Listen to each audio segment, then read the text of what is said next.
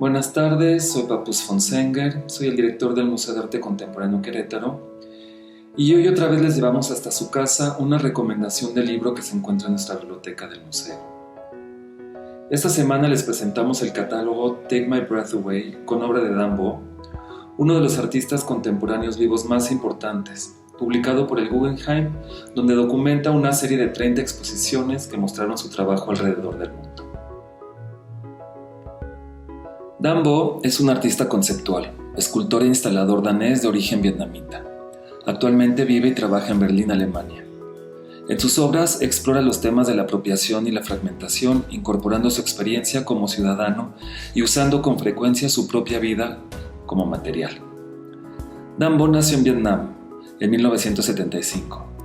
Con la victoria de los comunistas y la caída de Saigón, 20.000 familias vietnamitas, entre ellas la de Dan Bo, fueron confinadas a la isla de Phu Quoc.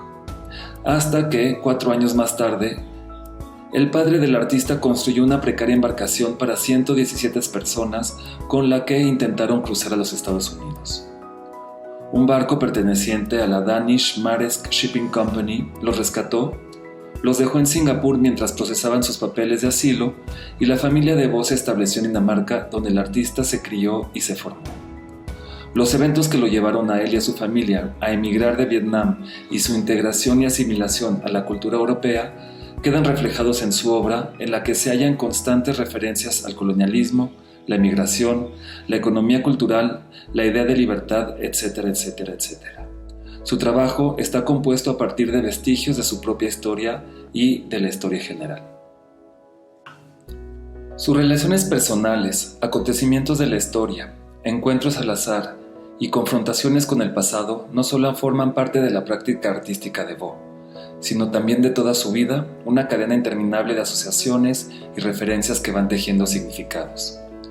Cito al autor: "Llegué a Dinamarca cuando solo tenía 4 años y no sé muy bien por qué, pero no tengo ningún recuerdo de Vietnam. De alguna manera ese país es un lugar exótico para mí.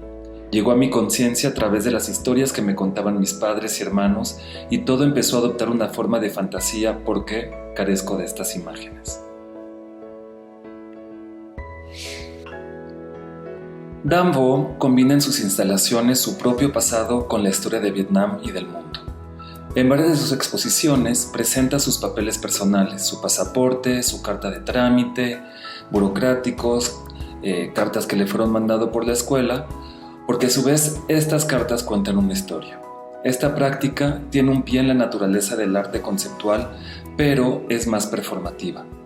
Asimismo, usó el modesto departamento en un suburbio de Copenhague de sus padres como espacio para exponer obra de otros artistas. Cito al artista: "No creo en mi propia historia, no como una singular. Entra y sale de la vida de otras personas y de historias locales y geopolíticas.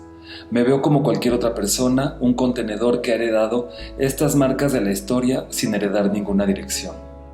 Yo trato de compensarlo, trato de darle sentido y una dirección".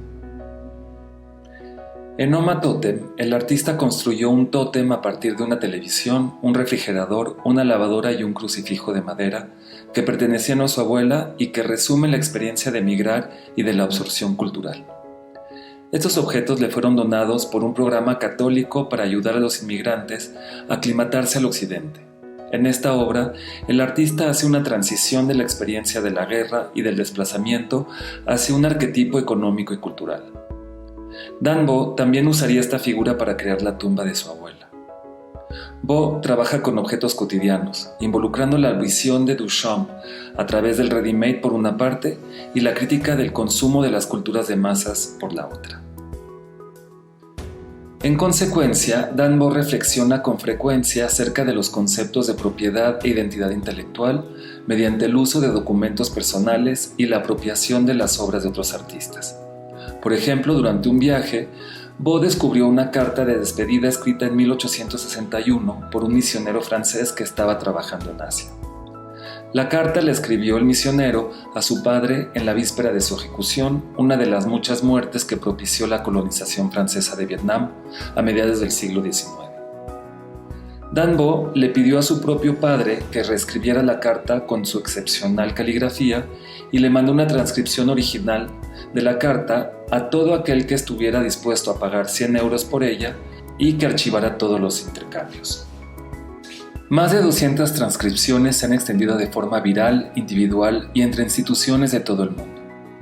Esta obra, que el artista tituló Última carta de Saint-Théophane Vénard a su padre, antes de ser decapitado, copiado por Fungvo, borra la distancia cronológica entre los años de 1860, 1960 y 2000, al mismo tiempo que arroja luz sobre episodios de la historia donde el catolicismo servía de vasallo al proyecto del colonialismo europeo. Esta carta, de alguna forma, es parte de la trayectoria que provocaría el cataclismo político del siglo XX en la región, y en los espacios de exhibición iba acompañada de fotografías relacionadas con la invasión americana que el artista encontraba en sus viajes. El artista abre diálogos entre las historias privadas y compartidas. En We the People, creada entre el 2010 y el 2015, Bo replica, en medidas reales, la piel de cobre de 30 toneladas que recubre la Estatua de la Libertad. En lugar de unir las 300 piezas de cobre que la forman, las dispersó por 15 países en diversas instituciones, generando así una suerte de migración forzada. Al artista le sorprendió la delgadez de dicha estructura de cobre y el hecho de que un monumento tan fuerte e icónico que simboliza la libertad sea en realidad tan frágil. Bo creyó que sería interesante hacer algo que a la gente le resulte muy familiar. Aprovechar las maneras en que nos proyectamos en la cultura para desestabilizar la percepción que tenemos de ella. La estatua, diseñada por el escultor francés Frédéric Auguste Bartholdi, se convirtió en la representación de los valores que vehicula Estados Unidos, y al fragmentarla se vuelve un paradigma de la globalización y también una metáfora de la fragilidad de su proyecto, en un momento en el que el mundo se erige un discurso racista y anti-inmigración. En México existe un fragmento de esta obra y fue expuesta por primera vez en nuestro país en el Museo de Arte Contemporáneo Querétaro para su inauguración. Gracias.